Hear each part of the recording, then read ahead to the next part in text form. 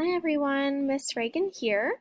I decided I was going to create a little video for you to watch. That way you could do this at your own pace before this grammar assignment is due, just as kind of me going through some of the directions and some of the actual grammar concepts. I'll do a couple practice with you and then you'll complete the exercises sometime between now and the due date.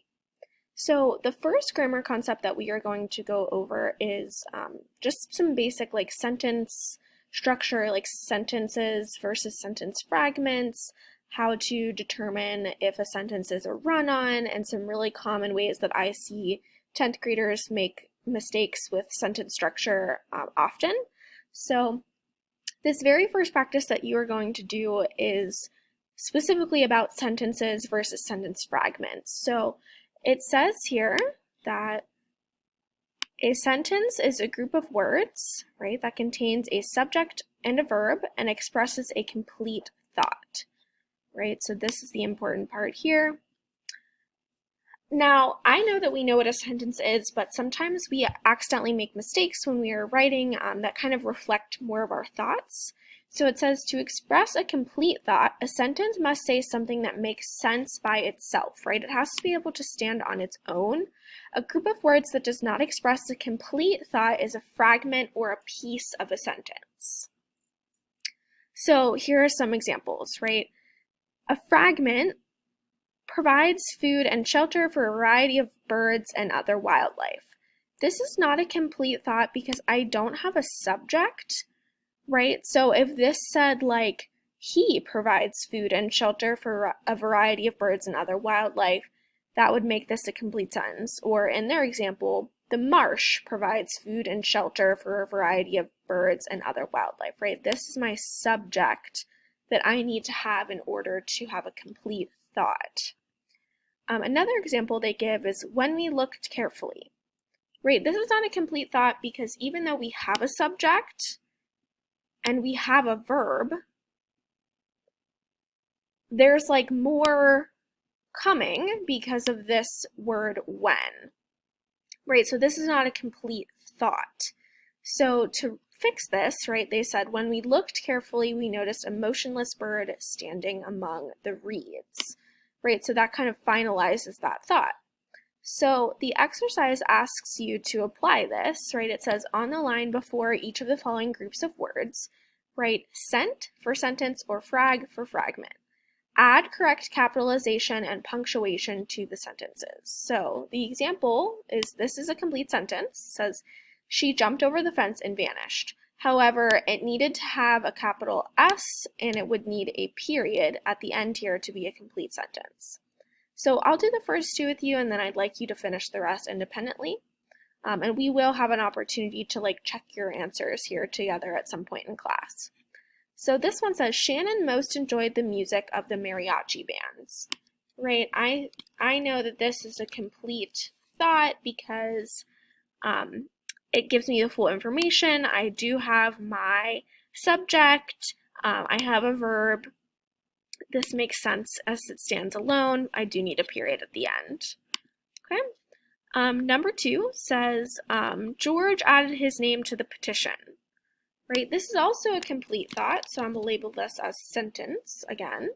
I have my subject, I have my verb. This is a complete thought. I just need a period. Okay, so continue to ask yourself whether something is a complete thought, has that subject verb, makes sense as it stands on its own, or if it's missing something that would make it a complete sentence. Okay, so you can pause the video now so that you can complete this exercise. I am going to walk through the second kind of chunk of this too. So the second exercise that you will do is the one on run-on sentences. And this is, like I said, a very common mistake that I see 10th graders making, particularly in what we call a comma splice, which I'll explain in a minute. But a run-on sentence is when two or more complete sentences are written and combined as one sentence because there's some kind of grammatical mistake made within the sentence structure. And you might be saying like, well, you can typically still understand what's going on in my sentence. Why does this matter?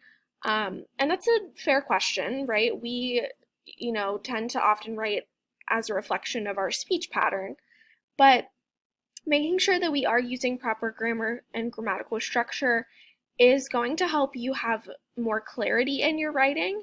And when you have more clarity, your message is more easily communicated.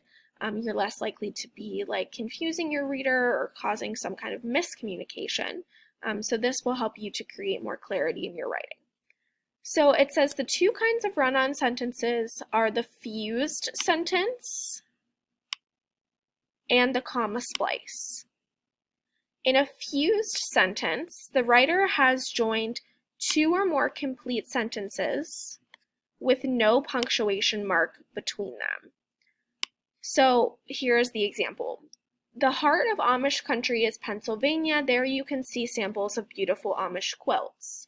So this is a run-on sentence because it combines two complete thoughts, right? This first one with my very, very squiggly line ends here. Sorry, here. Sorry. Okay, so the heart, let me actually just erase that and give that a second shot here as I attempt to learn how to use this pen. Okay, so the heart of Amish country is Pennsylvania, right? This is a complete thought.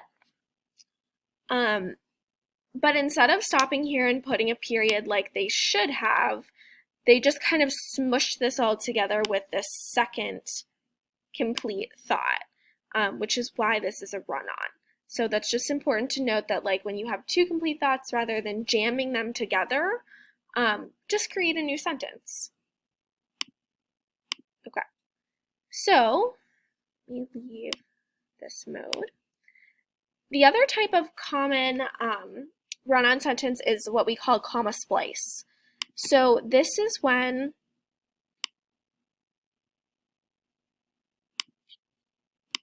the writer has joined two or more sentences using only a comma to separate them. And I will say I've already seen comma splices all over some of the paragraphs that you guys have turned in. So this is definitely something that's a very common mistake that we are making. And that's okay, but we need to just kind of learn how to correct that. So there's two ways that you can fix a comma splice, but let me show you what this looks like in action. So it says Amish quilts use unexpected combinations of bold colors. The results are striking, right? So these are two separate thoughts. They could be two different sentences, but instead, this person has chosen just to slap a comma in between to try to join the two thoughts. And while I appreciate that many of you are at least trying to use punctuation to help separate your thoughts, this is still not correct. So it says there are several ways to revise a run-on sentence. You can make two separate sentences, which is what these examples have shown us, but you can also make a compound sentence, right, if the independent clauses in the run-on are closely related. So what this means is you have a couple options. One, you can make a compound sentence by adding a comma and what we call a coordinating conjunction. This might come back to you from middle school as fanboys. And it gives you some here, but I'll add for, and, nor, but, or, yet, and so are all what we would call coordinating conjunctions. So how this works is instead of something like food is scarce for birds in the winter, you can help by feeding them. So this is a run-on. If I added a comma, this would be a comma splice. You could say something like food is scarce for birds in the winter, but you can help by feeding them. So to make this not a comma splice, you have to have both the comma and the coordinating conjunction that fits with what you're trying to say. So you could use any of these as long as they make sense for what you're trying to communicate, but you have to have both parts. Okay? The other way you can do this is by adding a compound, like to make a compound sentence is by adding a semicolon. And keep in mind that a semicolon is this guy, not this guy, right? So a dot and a comma, not two dots. So it says there are many types of bird feeders. Many of these you can make yourself, right? So here's where the problem is. We would need either a new sentence, a comma, and a coordinating conjunction, or we can simply add a semicolon. Okay, and that shows me that the two thoughts are connected but separate. And then the last way here is you can make a compound sentence by adding a semicolon and a conjunctive adverb, a word such as also, however, instead, meanwhile, nevertheless, still, and therefore. A conjunctive adverb needs to be followed by a comma. So here's our sentence. Hang your bird feeder where you can watch the birds, keep it out of the reach of cats. So this is a comma splice, right? Because I have a comma, but no coordinating conjunction, right? So not one of my fanboy words. So this revision uses this compound to make a compound sentence, add a semicolon and conjunctive adverb. Because it adds my semicolon, then it gives me my conjunctive adverb and a comma. So hang your bird feeder where you can watch the birds, however, keep it out of reach of the cats. Okay, so you have options here for how you can revise. So let's take a look at what this exercise is asking us to do. It says, on your own paper, revise each run-on sentence. If the sentence is correct, write C. It says, Tecumseh, a leader of the Shawnee group of Native Americans, his name means shooting star, right? That sentence doesn't really make sense because there's a problem going on here. So we could say, Tecumseh is a leader of the Shawnee group of Native Americans, period. His name means shooting star. Okay, so that's one way you could have revised this sentence to make it not a run-on.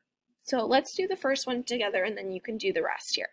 It says, Tecumseh was born around 1768 in what is now Ohio. The Shawnee lived throughout the Midwestern states.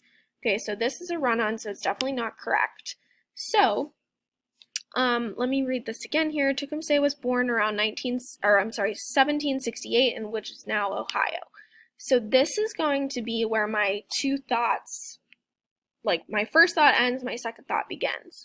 So, I'm going to choose to make this two complete thoughts with a coordinating conjunction and a comma. So I'm going to add, Tecumseh was born around 1768 in what is now Ohio, comma,